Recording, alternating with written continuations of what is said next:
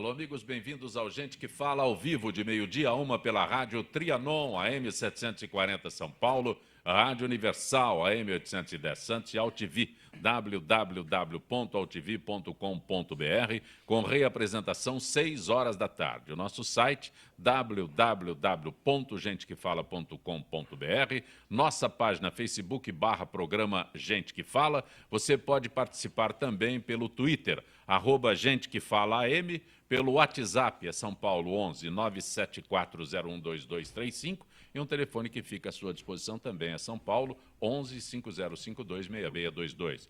Participando desta edição de Gente que Fala, economista José Aníbal, que é membro da Executiva Nacional do PSDB. Prazer tê-lo aqui, Zé Aníbal. Prazer. Olha, eu estava ouvindo você falar aí, não tem como não ver, né? WhatsApp, Face, Twitter, rádio, Todas as AltV, redes sociais, mídias modernas. eu vou me ver às 6 da tarde de novo. Será ótimo. Também conosco o advogado Arthur Rolo, que é especialista em direito do consumidor. Arthur Rolo, prazer tê-lo aqui. Prazer é todo meu, Zé Pé, ainda mais com uma bancada como essa tão seleta. Por que não seguiu o direito eleitoral? Não, na verdade, o que aconteceu? Eu segui o direito eleitoral e o direito administrativo, só que eu dou aula de direito do consumidor, então acabei também enveredando por essa área. Só que para ficar no outro extremo do meu pai, ele ficou como especialista em direito eleitoral, mas eu faço direito eleitoral também, direito administrativo. Também conosco, Éder Xavier da Trombeta, que é vereador em São Caetano do Sul. Prazer tê-lo aqui, Éder. Muito feliz de estar aqui, porque o Éder Xavier da Trombeta, quando vem aqui, nem precisa trombetear muito. Lá na minha região, no ABC, em São Caetano do Sul, todo mundo fala, você esteve lá no programa. Então, facilita, eu gosto de estar no teu programa, Zé Copé, com essa bancada, lógico. Advogado Marcos Bernardini, que é especialista em processo civil. Marcos Bernardini, boa tarde. Boa tarde, Zancopé. É sempre um prazer estar aqui. Hoje, com uma banca dessa, né? É extremamente seleta, competente. Estou me sentindo muito lisonjeado. Obrigado pelo convite.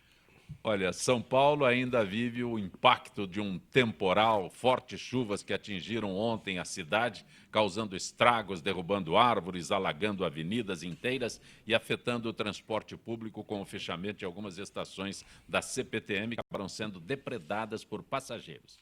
O temporal causou ainda 2 mortes. Um homem foi esmagado pela queda de uma árvore e outro eletrocutado ao pisar em uma rua alagada com queda de fios elétricos.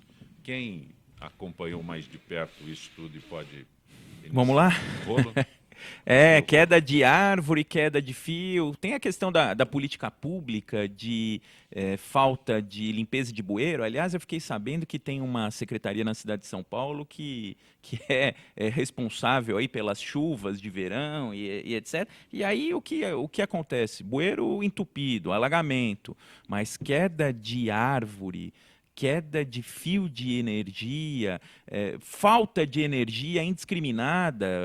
Agora o Procon de São Paulo conseguiu uma liminar aí antes de ontem para que a Eletropaulo atenda pelo menos os serviços essenciais, porque a gente teve o caso da maternidade lá em Osasco, que tiveram que fazer ventilação mecânica em um bebê para que o bebê não viesse a falecer. Então, a Eletropaulo não está atendendo, é o caos na cidade de São Paulo, isso é inadmissível, está faltando trabalho da Eletropaulo, está faltando trabalho de limpeza de bueiro, está faltando trabalho da prefeitura também em relação ao monitoramento das árvores, enfim. Todo ano acontece a mesma coisa, esse ano demorou um pouco mais por conta da seca, mas esse cenário vem se repetindo aí pelo menos 10 anos. Quer abordar já o assunto, Zé Aníbal? Quer aguardar os... Não, posso falar. Você que decide. Então aguarda um pouquinho. Bernardini. Olha, é uma vergonha, né? Aqui em São Paulo, uma das maiores cidades, né, no mundo, nós temos inclusive uma lei, né, já não tão recente, que determina que as árvores sejam reaproveitadas, as árvores são jogadas no lixo, né, no lixão. Não existe uma poda prévia. Começou a ventar, os semáforos todos, não é, começam a ficar no amarelo piscante. Eu achei interessante, ontem começou a ventar, eu falei assim, eu vou dar aula, né? Horas antes eu falei assim, eu já vou começar aí. Mas impressionante, todos os semáforos da Avenida Paulista e próximo ali à região já estavam no amarelo piscante, né? Ou seja, começou a ventar, para semáforo, para tudo, a rua alaga, é um caos, né? E aí, ontem, por coincidência, acabei ouvindo uma entrevista do nosso prefeito, o Kassab. O Kassab, ele anterior, não é? Kassab O já não é Haddad, mais. o Haddad. E aí o Haddad falava que a culpa era do Kassab. Não, a culpa é do Kassab. Ou seja, um fica jogando a responsabilidade pelo outro, e aí o Kassab falava que era do anterior, ou seja, nunca a culpa é do prefeito, não é? Nunca é de ninguém. E, na verdade, quem sofre é a população que tem árvore que deveria ter sido podada e não é podada, cai no meio da rua, pessoas falecem, a gente perde patrimônio, perde um monte de coisa. Ou seja, é a população que tem prejuízo por conta dessa situação, e as autoridades públicas que deveriam tomar alguma providência dizem que não podem tomar nenhuma providência. Não, a gente está fazendo o possível, mas sempre faz o possível e não consegue resolver absolutamente nada. Eu achei interessante que ontem, era meio-dia, o Haddad estava dando entrevista e falou assim, não, a gente está fazendo, mas é aos poucos, mas já está há 3 anos na prefeitura e nada resolve, e coloca a culpa na gestão anterior, que também ficou por 2 gestões e não resolveu aquilo que deveria ter resolvido, e a população sofre por isso. Não é bueiro, é tudo. Zé Aníbal. Olha, eu acho que falta prevenção, não é? Tem que haver uma ação forte. Lembra de 2010 para 2011, teve muita chuva, muita queda de árvore, muita interrupção de energia. Eu assumi a Secretaria de Energia em janeiro de 2011. E a primeira coisa que eu fiz com relação à distribuição de energia, que é de responsabilidade da Eletropaulo, foi analisar o balanço da Eletropaulo. No balanço da Eletropaulo, eu pude perceber que em 2007, os números são mais ou menos esses, o lucro tinha sido 300 milhões, em 2008, 700, em 2009, 900 a 1 bilhão, em 2010, 1 bilhão e 100, projetado 2011, 1 bilhão e 300. E o serviço era o lucro ascendente e a qualidade do serviço descendente. Empresa sob concessão funciona desde que seja regularizada, haja uma regulação adequada, tendo em vista o consumidor, e que haja uma fiscalização firme. Nós nos preparamos, nós tivemos 3 apagões em 2011 em São Paulo, depois não tivemos mais nenhum. Nós passamos a ter uma relação forte com a empresa no sentido de cobrança e, ao mesmo tempo, de busca de soluções. Em 2012, nós criamos um sistema de prevenção, plano de emergência verão, que começava a funcionar em agosto. E aí a gente ia vendo quantos eletricistas a mais tinha para atender o período de ocorrências fortes, que é o período de chuva, quantos caminhões a mais. A Eletropaulo chegou a fazer propaganda disso, quantos eletricistas a mais ela colocou e tal. Houve um relaxamento nisso aí, não tem conversa, a empresa segura. Porque o gestor ali ele está olhando quanto é que vai ser o resultado financeiro. Está precisando voltar para a secretaria, Então, né? você tem que apertar sempre. Nós chegamos a ter uma ação combinada a partir de 2012, Secretaria de Energia, Secretaria de Governo do município, nós propusemos isso, o secretário esteve lá na secretaria comigo, Bombeiros, que é uma instituição fundamental, CET, que liberava os caminhões da Eletropaulo para andar na faixa exclusiva, para poder ter agilidade. Os caminhões eram descentralizados em ocorrências previsíveis, como a que teve ontem, para que eles chegassem mais rápido aos pontos. Enfim, há um trabalho de prevenção que ajuda. De outro lado, precisa enterrar os fios de São Paulo, a fiação. O governo federal... É possível isso? Claro que é. Vários países já fizeram. Vários lugares de São Paulo tem. Pouco, mas tem. A empresa concessionária, ela não tem muita simpatia pela ideia. Que é caro, né? Envolve caro. um custo alto. O problema é que equação vai se montar para poder realizar esse enterramento de fios. Mas veja uma coisa. A Comgás, ela envelopou toda a tubulação de gás da cidade de São Paulo e isso não teve um impacto tão forte no custo do fornecimento do gás, né? Eles enveloparam tudo e estão ampliando. Hoje a Comgás já vai para 1.500.000 consumidores residenciais em São Paulo. Quando eles assumiram, quando a empresa foi privatizada, acho que tinha uns 200.000, 300.000. É possível fazer, mas aí neste caso, tem que se fazer um entendimento com o governo federal. E o governo federal, em matéria de energia elétrica, é o desastre acabado. É a ruína que a gente está vendo aí. Uma presidente que fez uma mudança nas regras do setor, autocraticamente, não discutiu com ninguém. A mim mesmo ela disse que queria discutir, que haveria um processo de transição. Teve nada. Ela se encantou com a ideia de que ela ia reduzir a conta de luz no Brasil e nos brindou 2 anos depois com a maior conta de luz residencial e industrial, uma das 5 maiores do mundo. Este ano as pessoas vão ter um reajuste, que eu acho um crime contra a economia popular, de 60% a 70%. Mas no final do ano vai chegar a 100%. Com um serviço ruim, né? Com um serviço ruim. Eu acho que isso aí responsabiliza, não sei se criminalmente o quê, a presidente da República, porque o custo disso aí é de 100 bilhões de reais. A barbeiragem gigantesca que ela cometeu no setor de energia. E olha, não tem nenhum indício de que vai mudar, o que é pior. E aí eu fico vendo esse ajuste do Levi, outro dia até chamei de Levizinho, né? Vai fazer ajuste? Qual é o ajuste que vai fazer? Não tem como cortar esse custeio dessa máquina gorda do governo federal, corrupta, cortar linearmente uns 10%? Está fazendo o quê? Reduzindo. É custeio, esse é absurdo. Não, comissionados, se reduzir comissionado, dá para cortar bastante. Comissionados, etc. Não, ele quer. O que ele está fazendo até aqui? Jogando no lombo do povo brasileiro 60%, 70% de aumento na energia. É um crime isso. É uma brutalidade. Jogando no lombo dos brasileiros esse aumento dos combustíveis. Está aí os caminhoneiros. A operação deles está com resultado negativo. Então não podemos trabalhar. Terceiro, inflação crescendo. A única coisa que ele anuncia que tem como ajuste é algumas mudanças em regras de previdência, sobretudo com relação a pensões. Que até agora nem expuseram direito o que é isso. Nos cálculos deles, 18 bilhões. O ajuste que eles têm que fazer é de 80. Então eu estou achando que ela pôs o Levi lá por uma questão de sobrevivência, mas o resto ela manteve o mesmo esquema. Pôs na energia um ministro que não entende nada de energia, que falou que Deus é brasileiro, etc. O problema não é esse. Eu acho que Deus é brasileiro mesmo para a gente aguentar tanto desaforo. Mas, enfim, alguém que vai fazer o que ela vinha fazendo. Pôs na Petrobras um funcionário dela que vai fazer o que vinha sendo feito. Pô, manteve no BN10 o Luciano Coutinho. Que mudança que tem? É só o Levi que está ali dizendo, não, tem um ajuste. Cadê o ajuste, Levi? Vai cortar? Cortar onde? Nessa máquina gorda, flácida do governo federal. E não fazer o facilitário. Joga no lombo do trabalhador. Imagina, conta média do Brasil, 60, 70 reais por mês de eletricidade. As pessoas vão pagar 120, 130. Isso tira a renda do trabalhador, 600, 700 reais ao longo de um ano, para uma população que tem um ganho médio de 1.500 reais. É um absurdo isso. Tem que rever isso, eu já falei com a inflação que está acontecendo. Com a inflação que está acontecendo.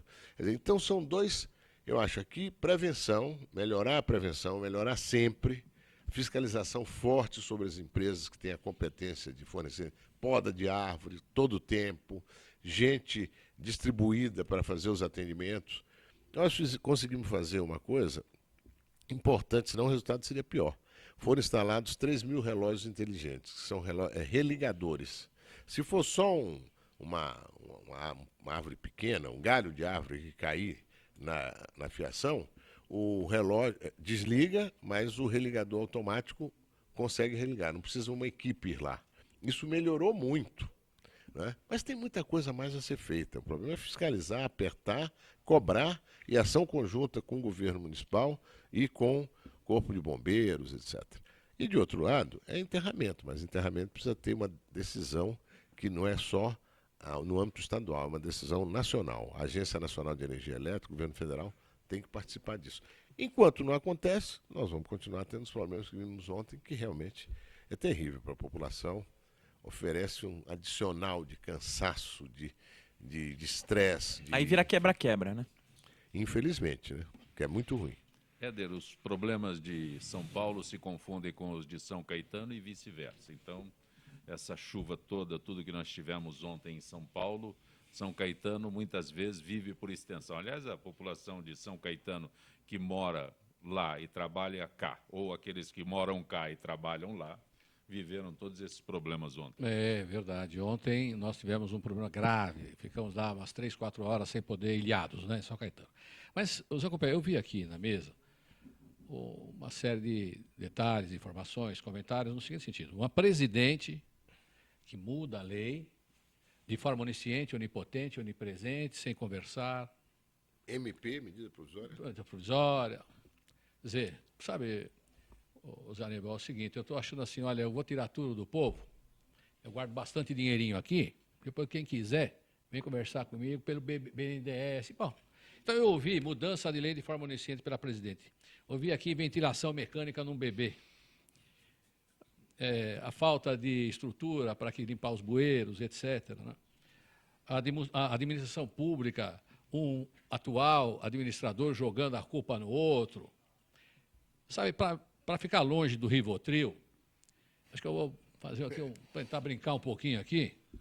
Quero fazer o cupim. Quero falar sobre cupim, então, Zacopé. Esse cara dá cupim nas árvores, as árvores caem. Mas acho que tem cupim na mente de certas pessoas. Deve ter cupim em tudo quanto é lugar nesse país. Então, nós estamos precisando, Zé Anil, pessoal, nós estamos precisando um pouquinho. Acho que é de um cara que... Como é que é aqueles que mata cupim, aquele inseticida, como é que é aquilo? Dedetizador. Quem vai dedetizar esse país não é os políticos só. É verdade. É o povo. Aqui, eu vi um negócio interessante que era assim, olha, 2/3 da população é uma multidão, segue grito, não é, seu Lula? 1/3 pensa, mas 1/3 desunido. Então, talvez precisa sofrer muito com a cupizaiada para esse 1/3 se unir. Quem sabe está chegando a hora. E essas coisas não continuarem acontecendo. Porque se não tem jeito, que dê jeito, nós temos que ficar esperando. Então, a única coisa é esse povo bom que nós temos reagir. Parece que está chegando a hora. Zé Aníbal, no final do ano você participou aqui do Gente que Fala tal, e naquele período havia fortes comentários e tudo mais, acusações da participação do Zé Aníbal em esquema de corrupção e tudo mais. Agora o Supremo Tribunal Federal arquiva essa investigação. O nome envolvido também era do Rodrigo Garcia. Eu gostaria de aproveitar esse momento aqui com esse... Só vou fazer uma correção rápida. Zé Aníbal, só uma coisinha aqui. Aqui tem 3 advogados, não é isso? Não.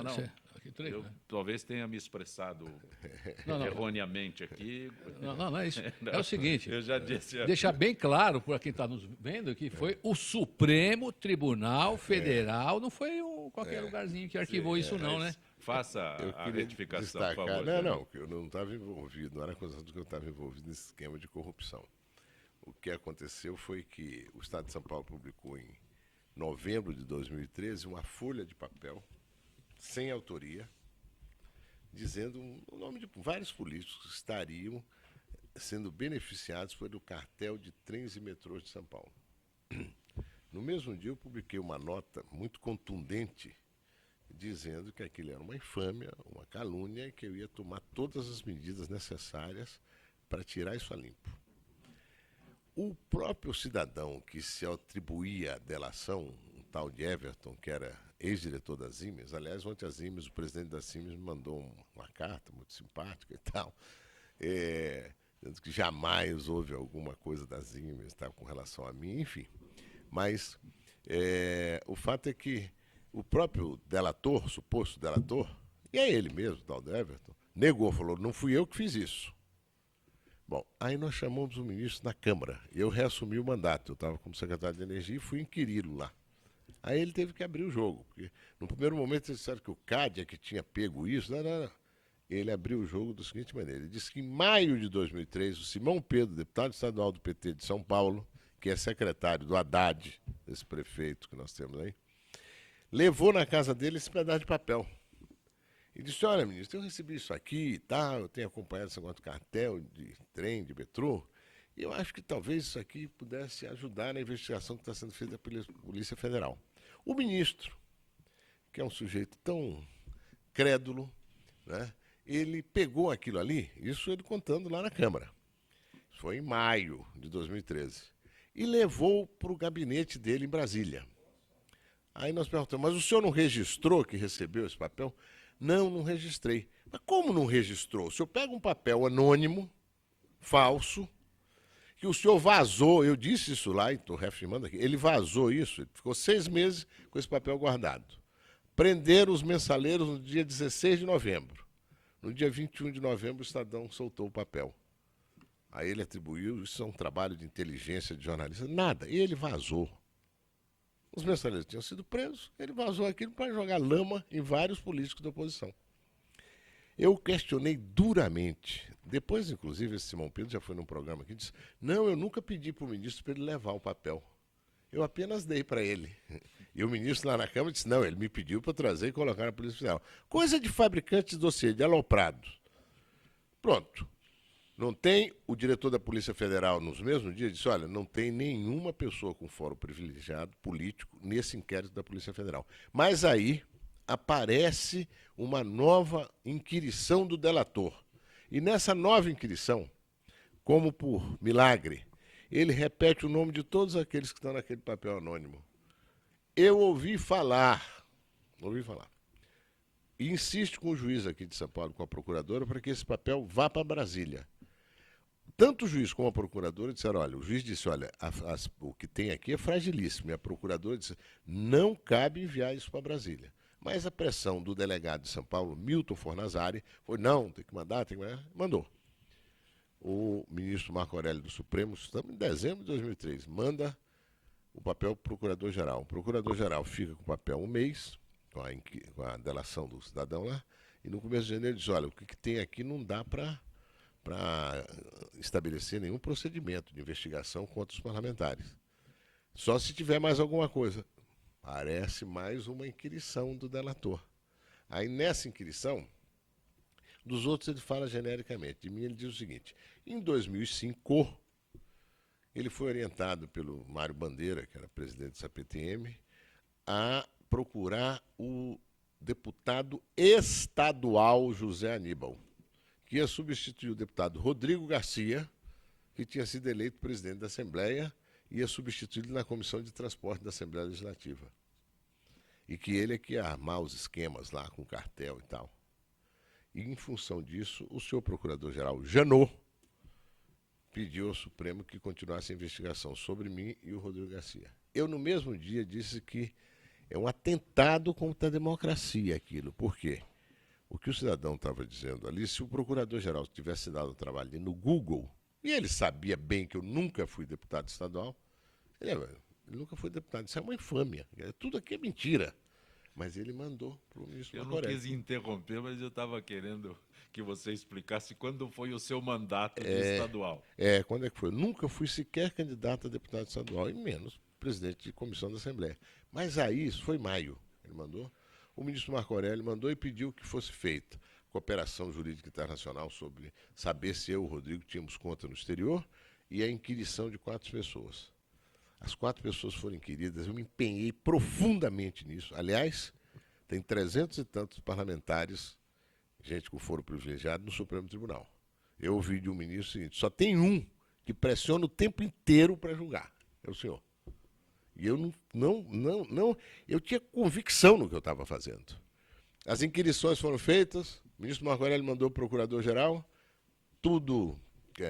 foi tudo desqualificado. O procurador-geral, em vez de arquivar, em agosto do ano passado, ele desconsiderou as inquirições, ele não fez nenhuma observação sobre as inquirições, e pediu cooperação jurídica internacional aí sobre 2 empresas ligadas a lobistas. O ministro Marco Aurélio levou a voto. Ele e o Toffoli votaram a favor de arquivar.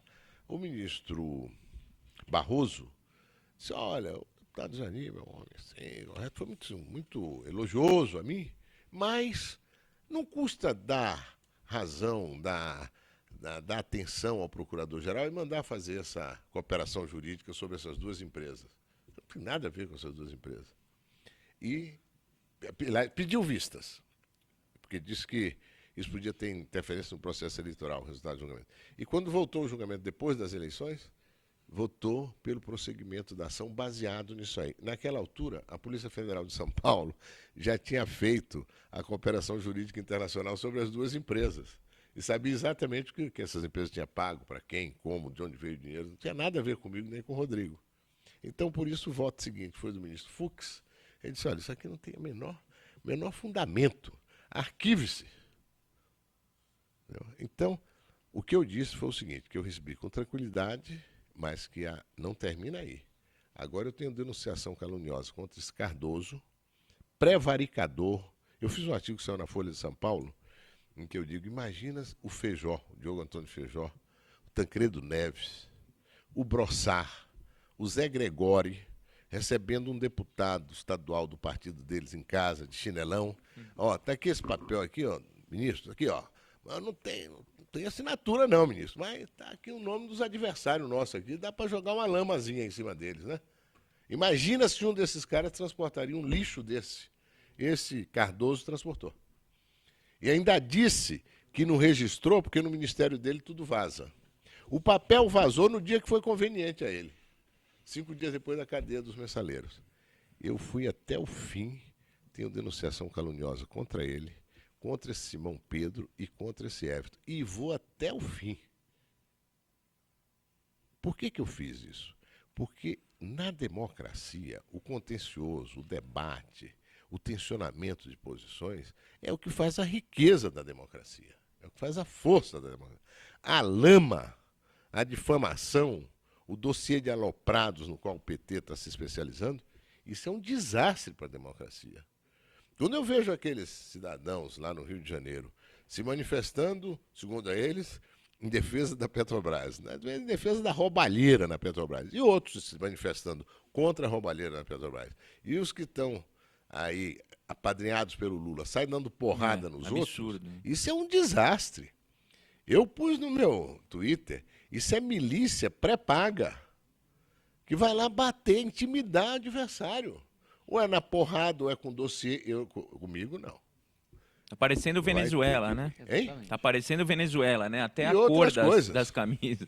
Agora, é lamentável que uma denúncia anônima, né? E isso não atinge só pessoas ilustres. Denúncias anônimas estão se propagando pelo Brasil isso. afora, contra prefeitos, contra vereadores. Está virando moda agora denúncia anônima. A Constituição Federal admite a livre manifestação de pensamento, admite o direito de representação, mas desde que feito de forma identificada, desde que não seja anônimo. Então, na minha concepção, eu sempre defendi isso nos processos em que atuei. Denúncia anônima não serve para nada, não tem que seguir adiante. Ou o sujeito tem coragem de se identificar, se ele não tem coragem de se identificar... Só dizer uma coisa, esse ministro especialista lá na Câmara, ele disse, olha, eu só passei para a Polícia Federal e aqui eu não posso revelar, pegou um maço, tem coisas gravíssimas. Você viu agora ele a mesma coisa? Dizendo, aqui, que agora é negócio de Lava Jato, tem coisas gravíssimas.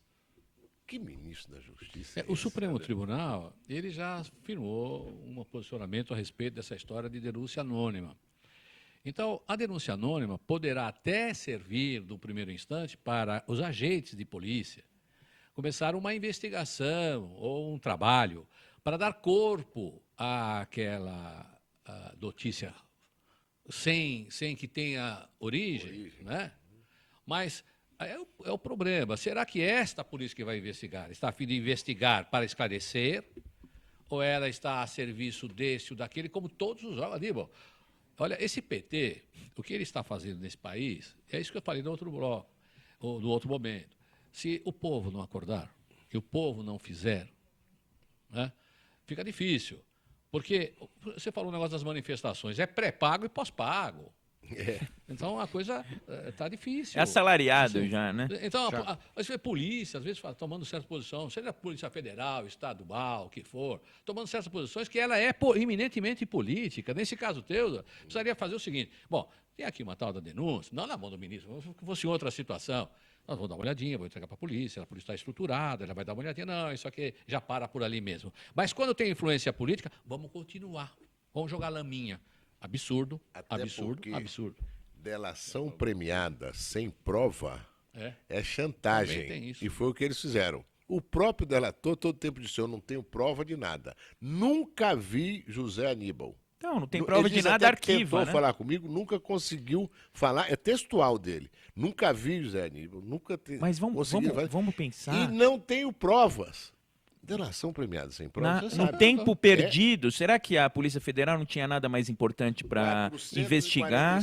dias, como eu disse. Então, 447 Isso porque eu dias, o agi quê? Isso envolveu o com decisão. trabalho de delegados federais, agentes federais, órgãos aí que Supremo. cooperação internacional, isso O foi próprio em Supremo, investigação, Rolo. Supremo Tribunal Federal. É isso. E imagina quantas coisas importantes deixaram. Por isso que eu tenho reservas. Eu conheço a posição do Supremo, Éder, mas eu tenho reservas. Investigação anônima teria que vir, no mínimo, com um pouquinho de prova, salvo disque denúncia, aí que tem outro escopo, mas denúncia anônima em questões Não, políticas, eu tenho muitas reservas.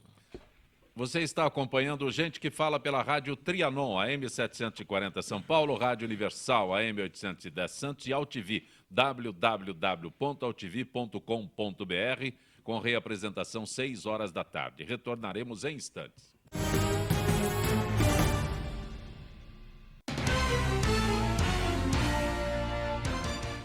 Xixi no banho! Queremos que todos façam! Homens, mulheres, crianças, brasileiros ou não, nobres, plebeus, músicos, desportistas, pessoas que são metade homem e metade monstro, coisas do além, lendas brasileiras, lendas gregas, pessoas boas, pessoas não tão boas, gênios da arte, gênios da ciência, trapezistas, amantes, pessoas de outros planetas, fenômenos do cinema. Enfim, se você vai xixi, tá convidado.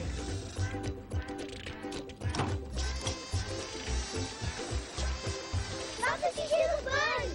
Ajude a Mata Atlântica.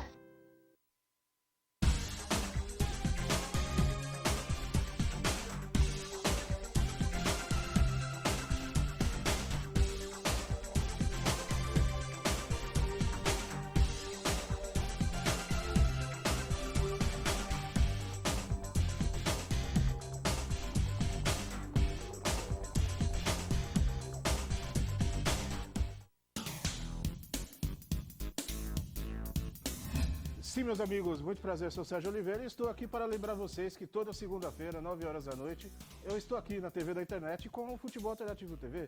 Sim, Série D, Série C, Copas Estaduais, as divisões de acesso, tudo aquilo que nenhum outro programa esportivo fala, tem a coragem, a capacidade de falar, nós falamos aqui na TV.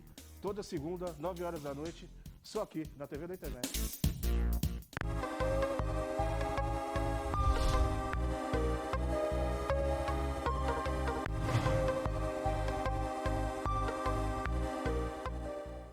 Talvez você ainda não tenha ido à Câmara de Vereadores de São Paulo, porque ela fica longe da sua casa, né? Mas não tem problema, pois a partir de agora ela vai ficar bem pertinho de você. Vem aí Câmara no seu bairro, que vai ouvir todas as necessidades da sua região. Serão realizadas 32 sessões plenárias na cidade inteira. Tudo para que a gente possa ouvir as suas ideias e sugestões. Por isso, participe! É a Câmara de Vereadores de São Paulo indo ao seu encontro por uma cidade melhor.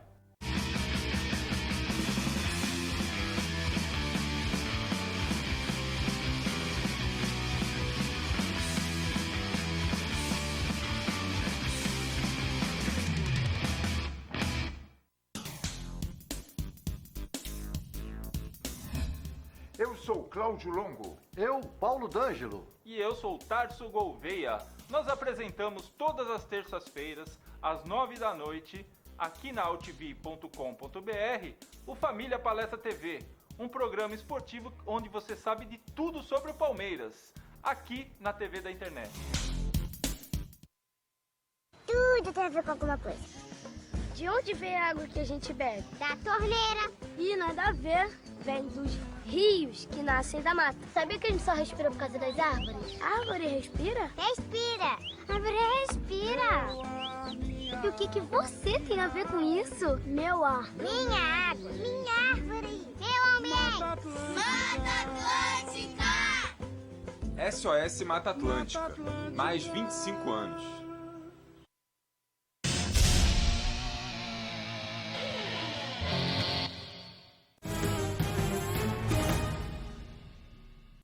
Você está acompanhando Gente que Fala pela Rádio Trianon, AM 740 São Paulo, Rádio Universal, AM 810 Santos e AltV, www.altv.com.br, com reapresentação, 6 horas da tarde. Hoje com a audiência do Zé Aníbal, que diz que vai à tarde, 6 Com horas certeza. da tarde.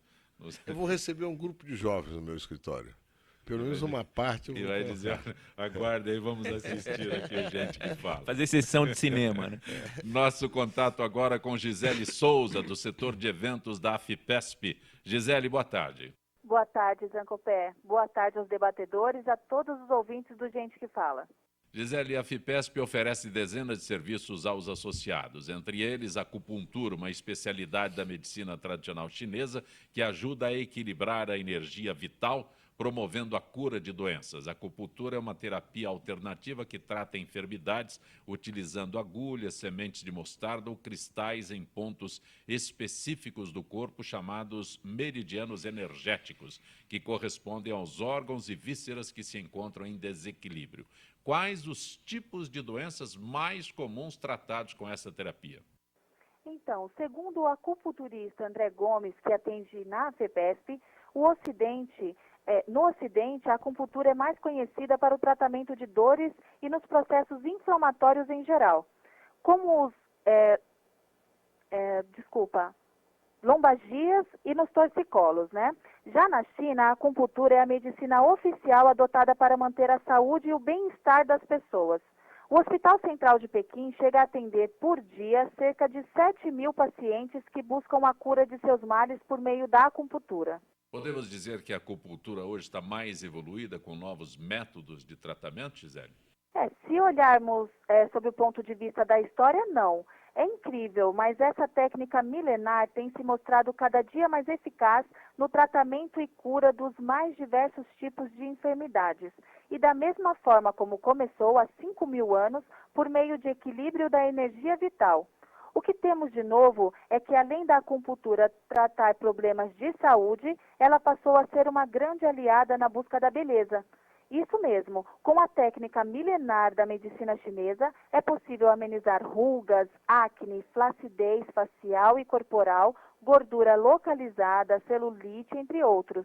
Porém, mesmo nos tratamentos estéticos, é recomendado fazer acupuntura geral, para harmonizar e equilibrar as funções do organismo que podem estar descompensadas, fazendo com que isso se reflita na aparência. E a acupuntura pode tratar qualquer tipo de doença? Pode sim, mesmo as mais graves que estão passando por tratamentos pesados pela medicina tradicional. É comum, em alguns casos, se instalar um quadro de tristeza, ansiedade, até depressão, situações que a acupuntura é de grande ajuda ao paciente. E a acupuntura pode prevenir doenças? Sim, desde que sejam de ordem psicoemocional, é possível diagnosticar os distúrbios energéticos e tratá-los antes que sejam somatizados pelos órgãos e glândulas, evitando assim que as doenças se manifestem no corpo físico. Os interessados podem obter mais informações na Coordenadoria Social, localizada na Rua Venceslau Braz, 206, nono andar, no centro, ou pelo site www.afipesp.org.br/social, ou pelos telefones operadora 11 3293 9592 e nos finais 9563, 9572 e 9574. Gisele, agradeço tua gentileza mais uma vez, trazendo informações aos ouvintes do Gente que Fala. Obrigado, Gisele. Obrigada, Zancopé. Boa tarde a todos. Boa tarde. Registrando aqui, agradecendo o Paulo Rogério Gilani, jornalista Paulo Rogério Gilani, que disse que fazer programa com gente que fala é fácil. Quero ver fazer com gente que não fala. Ó, Paulinho, de vez em quando acontece, viu? Também Hélio Soares, um abraço, Hélio. Tem tradição, Helinho, né? Já herda do Paulo Edson, a voz do rádio, toda essa tradição. Um abraço, Helinho. Nosso Gente que Fala hoje tem o economista José Aníbal, o Éder Xavier da Trombeta, que é vereador por São Caetano do Sul, o advogado Marcos Bernardini, que é especialista em processo civil, o advogado Arthur Rolo, que é especialista em direito do consumidor. Éder Xavier da Trombeta, você está propondo em São Caetano um projeto de lei que permita o transporte de animais de pequeno porte nos ônibus municipais? Zancopé, bancada, estamos vivendo um momento muito diferenciado. Eu sempre gostei de animalzinho, cachorrinho lá fora. Tive cachorrão. Mas os meus filhos, netos, têm hoje um relacionamento com os cachorrinhos, com os animais, assim, muito, muito estreito, né? Aí uma identificação muito grande com o comportamento do animal, que parece ser um animal racional se comportando melhor do que os animais racionais, né? Então, São Caetano tem hoje um índice muito alto de pessoas que estão cuidando dos seus cachorrinhos, seus animaizinhos e tal. Então, minha filha, a Ana Lee Xavier, dedica a vida dela. É aquele tipo de gente hoje, de pessoas, que passa na rua, pega um cachorrinho, um gatinho. Protetora, né? É protetora. Ela não quer ter neto para mim, ela quer tomar conta dos cachorrinhos, ela e o marido. Então, vivenciando mais próximo desse tipo de afetividade com os animais, e muita gente assim em São Caetano, São Paulo fez, não inovei nada, não reinventei a roda, copiei lá o que foi feito em São Paulo e vamos fazer, apresentamos esse projeto para ser aprovado em São Caetano do Sul. É 15 quilômetros, os ônibus não têm um curso muito extenso, muito longo, e vai tomar todos os cuidados, a caixinha, animalzinho pequenininho. Tem que ter um transporte em embalagem adequada, né? Tudo direitinho. Quem esse é um esclarecimento importante, porque eu fiquei imaginando, mas como é que vai transportar? Não, é de pequeno porte, também não vai entrar com pitbull, nem com Rottweiler dentro do ônibus. Pequeno porte, precisa estar vacinado, vai dentro da caixinha, tudo direitinho, e vai fazer o transporte. Tem que levar documentação. Não, é que tá. Isso é uma questão importante, porque no caso das companhias aéreas, né, esse transporte é permitido, em alguns casos na cabine, e aí envolve uma questão de direito do consumidor, porque às vezes pega uma pessoa que tem alergia a pelo do cachorro, esse tipo de problema acontece. Agora, tem a questão da vacina, sim, tem que estar vacinado adequadamente. Isso, Éder, é um projeto até de cunho social. Pelo animal e pelo... Claro, pelo proprietário do animal também, mas um projeto de cunho social porque as pessoas mais pobres, que não têm carro, as pessoas mais necessitadas, às vezes precisam levar o cachorro no veterinário e tem que percorrer 10 quilômetros. Não tem hospital, por exemplo. Lá no ABC tem os hospitais veterinários das universidades e demandam um deslocamento. E se não for feito de ônibus, esse deslocamento vai ser feito de que forma? O Rolinho, que ele é filho do grande Rolo, né? Então, é o seguinte, você tocou num ponto fundamental que nós discutimos. Minha filha discutiu muito isso com a gente fazer esse projeto. Que as pessoas mais humildes, então aquele que tem um cachorrinho bem cuidado, tem dinheirinho, tem carrinho, tem motorista, isso está tudo bem. Mas outros que têm uma afinidade tão grande, aquilo é a grande esperança da convivência para retribuir o amor, o animalzinho e tal. Eles estavam com muita dificuldade para transportar para cá, para lá, para ir visitar. Vem aquela senhorinha que usa lá o ônibus, que lá não precisa nem pagar mais idade e tal, ela tinha dificuldade. Esse foi eu não toquei no assunto, mas você, com muita propriedade, lembrou isso. Então, é uma questão mesmo de uma função social muito interessante pelo momento que nós vivemos dessa relação entre o animal e o ser humano racional. Ainda está em projeto. É um projeto, mas nós já tivemos um relacionamento com os outros vereadores, tudo parece que isso será realmente aprovado. Interessante, a sua humildade em dizer... copiei o projeto. Não, mas as coisas boas têm que ser copiadas, né? Achei maravilhoso, né? Aqui, se não me engano, é do Natalini o projeto, né? Você sabe, eu tenho percebido, você toca nessa coisa, sabe, eu tenho percebido que normalmente os políticos se postam assim como se fosse ser humano lá de outro planeta muito mais desenvolvido que o nosso. Ele sabe de tudo. Você pergunta da Lua, ele sabe. Você pergunta, ele sabe, no fundo, ele fala, não fala nada. Mas, sabidão, eu acho que precisa aproximar um pouquinho dessa mudança que nós queremos que o povo seja povo e não a multidão continue sendo guiada por grito, mostrar que somos todos iguais. Eu copiei mesmo, o que eu fiz, o que eu não fiz. Senão, vamos ficar sempre na mesma coisa. Não é nem humildade, é uma coisa de ser sincero com a realidade das coisas. Olha, Sabesp, a pressão da água fornecida pela Sabesp para clientes em São Paulo chegou a ficar várias vezes abaixo do recomendado pela BNT, que é...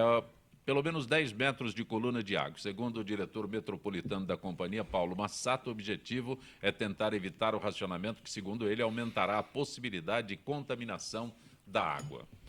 Rolo, posso? Com certeza.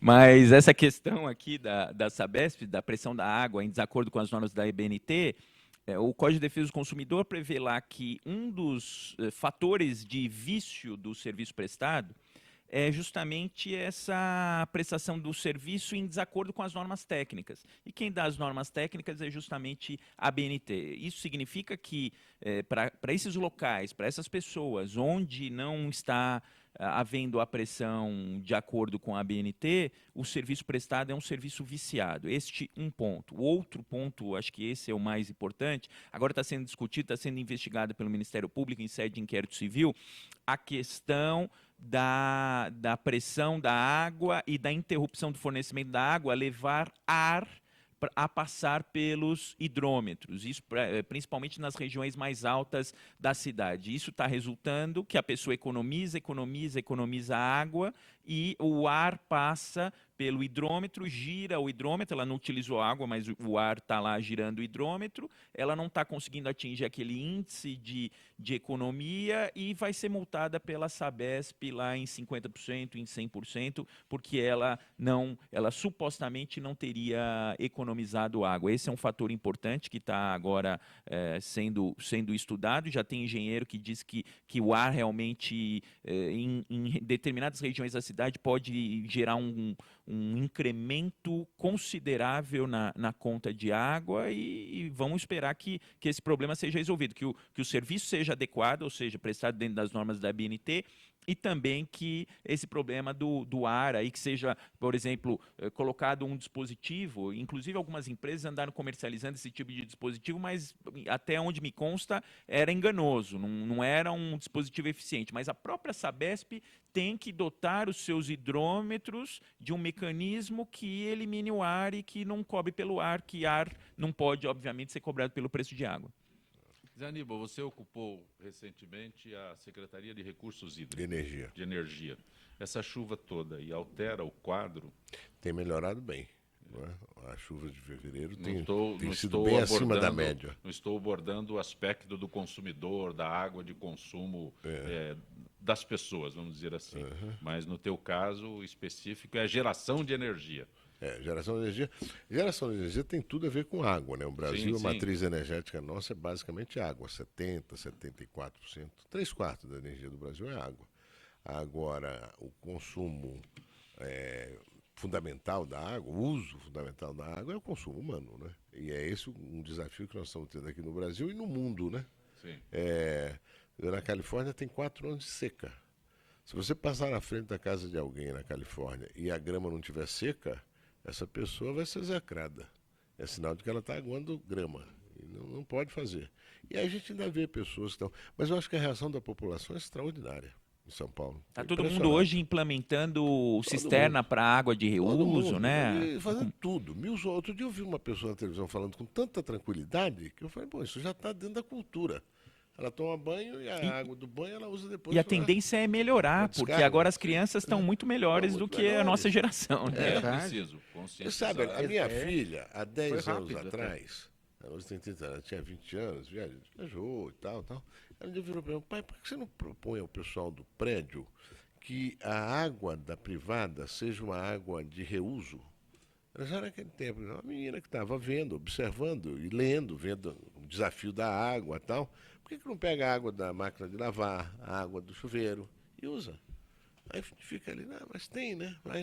E agora a gente está vendo que isso é uma medida absolutamente racional. A tendência tem técnica suficiente para essa água que a sua filha falou, ela ser reusada imediatamente. Né? Agora, o jornal, parece que passou, hoje, estava vendo que 19% dos consumidores final, não é empresa, indústria, aumentaram o consumo. Mas, Rolo, você fala aí, será que precisaria mapear se é nos lugares mais altos, esse 19% não é a falta de conscientização natural que aconteceu com a água, ou é realmente esse problema da pressão da água? Tem o problema dos condomínios também, Éder, que tem muitos condomínios aqui na cidade de São Paulo que não tem, e na Grande São Paulo, não tem hidrômetros individualizados. E aí, às vezes, porque o consumo é igualitário, é feito por rateio, né? A cobrança é feita por rateio e as pessoas não economizam. Isso também é um fator que leva a desperdício. Mas esses 19%, será que não está nesse âmbito que você disse lá da... Não, eu acho, vamos chutar aí, mas deve ter uns 5% uns 7% do condomínio e do ar, e o resto realmente é desperdício. Bernardino. É verdade. A população se conscientizou muito rápido, não é? Verdade. Então, quando começou essa crise mais forte aqui em São Paulo, eu comecei até a falar nas aulas, olha, pessoal, a gente tem que se conscientizar e tudo mais. E, na verdade, a população rapidamente, né, rapidamente se conscientizou, desde da pessoa mais humilde até os condomínios. No meu condomínio, eu acabei sendo síndico, não é? Eu achei interessante que a primeira medida que eu adotei lá foi exatamente separar, não é? A cobrança, porque não se tem a sensação de que está gastando ou não. A partir do momento que nós separamos a cobrança, já melhorou. E eu achei interessante, meu prédio é um prédio novo, nós temos 3 poços artesianos lá. E a construtora, ao invés de pegar e já quando construiu o prédio, aproveitar aquela água, era jogada fora. Então, quando eu saía do meu prédio ali e eu via aquela água escorrendo... Tem lugar que tem nascente, isso é nascente, né? Mas a água límpida, sabe, impressionante. Aquilo já me dava uma coisa, meu Tirando Deus, água estou do jogando aquífero água Guarani. fora. Desperdiçando água de nascente. Jogando água Mas você que, fora. desculpa, mas o Zé Aníbal, que foi vereador, parece que existe limite para a utilização dessas águas. O prédio não pode usar. Tem que tratar, tem que tratar.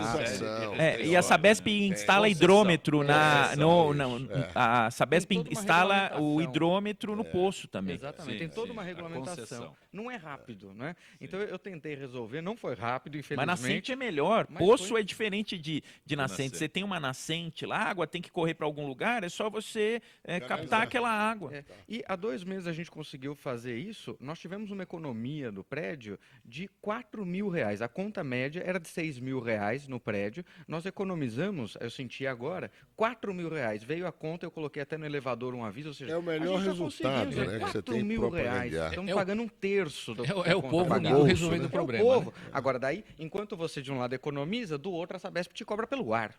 Aí não dá também, não é verdade? Você paga pelo ar. Uma coisa que eu soube logo no início, quando começou, a Sabesp começou a estimular as pessoas à economia, eu descobri lá, eu tenho um sítio de Biúna e vi como é que as pessoas estavam fazendo. Eles pegavam aquela garrafa PET de 2 litros e punham na caixa de descarga, cheia de água, fechada. Sim. Quer dizer, economizava já 2 litros. Né? Verdade. Menos 2 litros na caixa. Verdade. Quando der descarga, porque 2 litros estavam ocupados por aquela PET com 2 litros de água dentro fechado. Interessante. O povo é criativo, vai fazendo dali. A teoria de que 2 corpos não podem ocupar o mesmo lugar no espaço. Né? Vou fazer isso. Economizava 2 litros d'água. Algumas perguntas, né? Gerson Fonseca do Ipiranga. Como foi possível que o cartel do metrô de São Paulo tenha agido durante 10 anos e ninguém do governo do estado de São Paulo tenha percebido? Quer acrescentar, Olha, Zé Aníbal? eu acho que cartel, as coisas podem ser bem feitas, não feitas no padrão petrolão, né? Bem feitas no sentido de que faziam ali no limite, se acertavam bem e tal.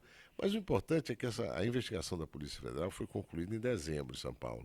Tem 31 pessoas indiciadas e o governo de São Paulo tem várias ações de ressarcimento das empresas, pelas empresas fornecedoras e pelos autores que foram incriminados. Eu acho que vai dar um bom resultado, um resultado exemplar. Zé Aníbal, Normando, o governo Alckmin estaria no início de uma crise econômica, inclusive já interferindo nas verbas para o bom andamento administrativo? Olha, não é o governo Alckmin, é o Brasil, não é, meu caro? O Brasil está numa crise. Você viu agora, acabei de ver o dado do IBGE. Desemprego 5,3% em janeiro, é 1% a mais do que em dezembro. 200 e tantos mil pessoas foram desempregadas. Infelizmente isso vai acontecer. A situação do Brasil, a situação econômica é grave. A gestão Dilma é uma ruína.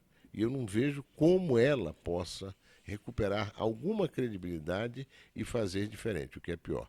O impacto disso em São Paulo é sempre muito significativo. São Paulo é o estado mais desenvolvido.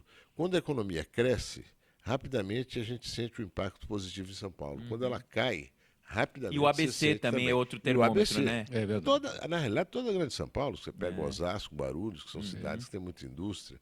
Então, eu prevejo que nós vamos ter um ano difícil. A inflação está muito forte, ela estava muito reprimida artificialmente por esse governo Dilma. Enfim, fez tudo de errado. A gente tinha quase certeza de que o Brasil tinha tomado um rumo virtuoso, que era difícil mudar aquilo. Responsabilidade fiscal, inflação sob controle, com metas, né, câmbio, etc. Ela conseguiu estragar tudo isso. É realmente muito ruim.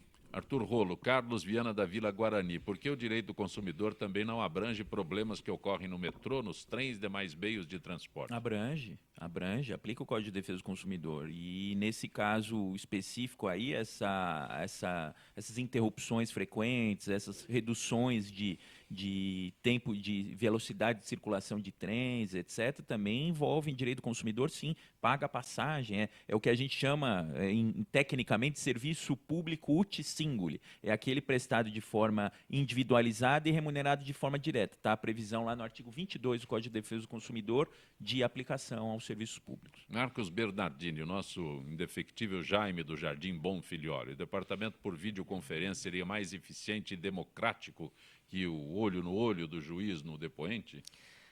Mais eficiente é difícil, porque eu acho que essa questão pessoal ali realmente tem uma grande importância, né? Nós que atuamos na área jurídica, nós sabemos que a presença, você tem um feeling, né? O ser humano ele tem isso e não dá para ignorar. É difícil aferir, é difícil dizer, mas nós sentimos, né? Se a pessoa está tendente a alguma coisa ou a outra, mas infelizmente a tecnologia está aí.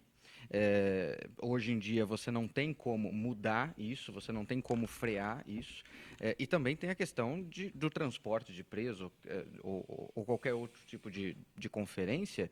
Você tem custo, você tem o perigo, você tem uma série de problemas que acaba a videoconferência resolvendo, né? Então você tem de um lado um prejuízo, mas do outro o benefício parece que é maior, né? Muitos presos, inclusive, eles acabavam se utilizando do transporte do preso da penitenciária, né, do presídio até o fórum, para fazer crime, na verdade. Pegava e interrompia ali o transporte, resgatava esse preso. Então, é uma segurança, né? Então, entre a segurança e o sentimento pessoal que o juiz vai ter ali, me parece que deve ser priorizado a segurança da população. Éder Xavier, Fábio Melo de Diadema. São Caetano é a melhor cidade do Brasil para se viver? Perguntou para quem, né? Certeza, né?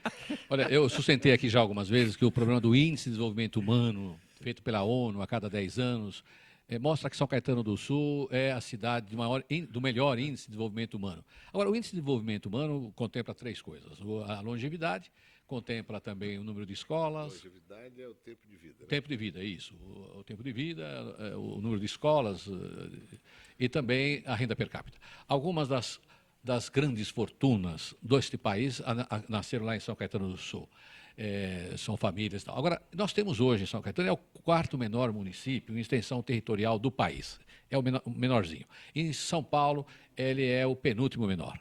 Agora, o segundo índice de desenvolvimento humano é a cidade de Águas de São Pedro, que tem 3 quilômetros quadrados, sem desmérito nenhum a cidade, e somente 2 hotéis. Então, nós temos todos os problemas que tem todas as cidades. E aí houve Aníbal, você que vive na política, o Tortorello, nosso amigo Tortorello, que foi prefeito, usou essa história do IDH de São Caetano do Sul, e agora, quando a gente vai lá buscar para resolver o problema da cidade, encontrar com o ministro vira para nós assim e fala assim... Vocês não estão precisando de nada. Vocês vieram trazer dinheiro para cá, porque houve uma mistura entre desenvolvimento humano e todo mundo rico na cidade. Então, a cidade realmente é a cidade que está toda asfaltada, tem luz, etc. É a cidade da GM, da Casa Bahia. Casas Bahia, mas tem uma série de dificuldades. É boa para se viver, mas temos que também ter consciência do que nós estamos passando por aí. O doutor Arthur Rolo, Vilma, em que medida o alto valor das tarifas do pedágio e o grande número deles está contribuindo para esse movimento dos caminhoneiros? Sem dúvida, incrementa custo, né? Isso incrementa custo e tem muito pedágio realmente. Agora, eu vivi, o pessoal que está aí agora mais novo talvez não tenha vivido, mas eu vivi o período antes do pedágio e depois do pedágio. Ainda prefiro pagar pedágio, eu acho que precisa haver uma redução. Eu acho que o melhor tipo de licitação para pedágio é o menor preço, né? E talvez fazer o pedágio fracionado entre os diversos trechos, aí uma cobrança mais justa, mais isonômica, mas eu ainda prefiro pagar pedágio e ter estrada boa e ter socorro socorro médico se precisar e ter gente para trocar o pneu se o pneu furar. Então, eu prefiro pedágio, porque em outros estados do Brasil a gente não tem pedágio e tem estrada esburacada, acidentes, mortes, Doutor etc. Arthur Rolo, agradeço a gentileza de ter participado do Gente que Fala. E Eu que agradeço. Hoje um abraço ao doutor Alberto Rolo. E hoje aqui o tempo foi curto, né? Não deu roteiro aqui, não deu. Marcos Bernardini, da mesma forma, grato por ter vindo ao Gente que Fala. Eu agradeço pela participação com uma bancada tão nobre. Éder Xavier, que bom tê-lo tirado de São Caetano hoje. Fiquei contente de estar aqui, ao lado dessa bancada maravilhosa. Reitero, pessoal, muita coisa daqui leva para São Caetano do Sul e não vou precisar trombetear tanto, porque quando eu estou aqui, reitero novamente, como eu falei no começo do programa, todo mundo fala do teu programa lá. Eu não preciso falar muita coisa, fico mais calminho um pouco. José Aníbal, é sempre bom tê-lo aqui. Muito obrigado, foi um prazer estar aqui com vocês todos hoje. Me deu até vontade de fazer uma rápida visita a São Caetano, porque eu acho que está melhor do que o Trombeta está dizendo. Viu? Mas olha, tudo bem, é uma satisfação ter estado com vocês aqui. Gente que Fala tem na direção-geral o jornalista Fausto Camunha, a diretora de produção Zenilda Salvato, redação Raela Brandão, Pedro Schiavon, na pauta José Carlos Sicarelli, produção cultural Ricardo Godoy, na rádio Trianon, Neildo Neres, Cléo Rodrigues, Ricardo Valim, Benê, na direção da UTV Alberto Luquete, na técnica James Eduardo, Marcelo Fontan, Iago Matsumoto, Sérgio Oliveira, Arthur Endler. Estaremos de volta amanhã, meio-dia. Gratos, até lá.